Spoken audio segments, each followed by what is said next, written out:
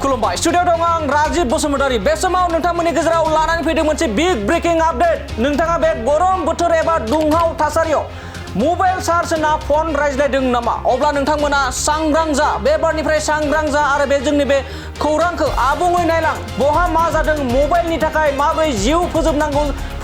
एबा जिउ जोबनांदों बेखौ आबुङै नाय नोंथांमोना बिदुं दुंनाया बारा जानायनिफ्राय मबाइलनिबो दुंनाया बांसिन एबा बारा जादों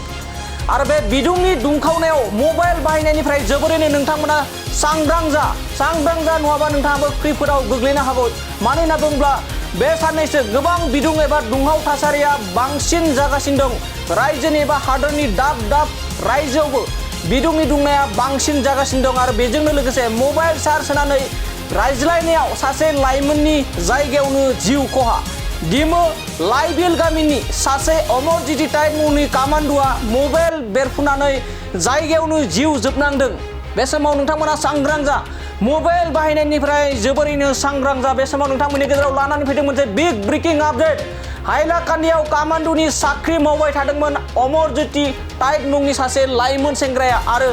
मबाइल चार्ज होनानै फनाव रायज्लायबाय थादोंमोन कामान्डु अमरजित टाइट आरो बे समावनो हरखाबै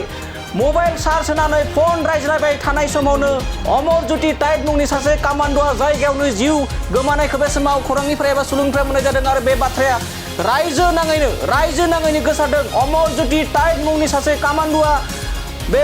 बिदुंनि दुंनाय एबा गरम बोथोराव मबाइलनि दुंनाया बांसिन जानायनि थाखाय बेबायदि चार्ज होनानै फन रायज्लायनायाव हरखाबै ब्लास्ट जानानै बेरफुनानै जिउ जोबदों मबाइल चार्ज होनानै रायज्लायनायाव सासे लाइमोननि जिउ खहा बे समाव बिग ब्रेकिं आपडेट मबाइल बाहायनायनिफ्राय जोबोरैनो सांग्रां जा जुदि नोंथांमोना चार्ज होनानै फन रायज्लायदों अब्ला दिनैनिफ्रायनो सांग्रां जादो दिमो लाइबिल गामिनि सासे अमरजित टाइट मुंनि कामान्डुआ मबाइल बेरफुनानै जायगायावनो जिउ जोबनाय जाथाया ओनसोल नाङै एबा रायजो नाङैनो दिनैनि समाव चर्चा जादों एबा सावराय जादों आरो बे जाथाया हाइलाकान्दियाव कामान्डुनि साख्रि मावबाय थादोंमोन अमरजित टाइट मुंनि सासे लाइमोना थांनाय 1.5 बोसोरनि सिगाङावसो कामान्डुआव बिथाङा जयेन जादोंमोन आरो 1.5 उनावनो जिउ जोबनांदों मबाइल चार्ज होनानै फनाव रायज्लायबाय थादोंमोन कामान्डु अमरजित टाइट मुंनि सासे लाइमोना बेखायनो सांग्रां जा जुदि नोंथांमोना मबाइलखौ चार्जिं लगायनानै बा चार्ज होनानै फन रायज्लायनायखौ दिनैनिफ्राय जानगाराव खालाम मानो होनना बुङोब्ला गोबां मबाइल बाहायगिरि एबा मबाइल दिहुनगिरिफोरा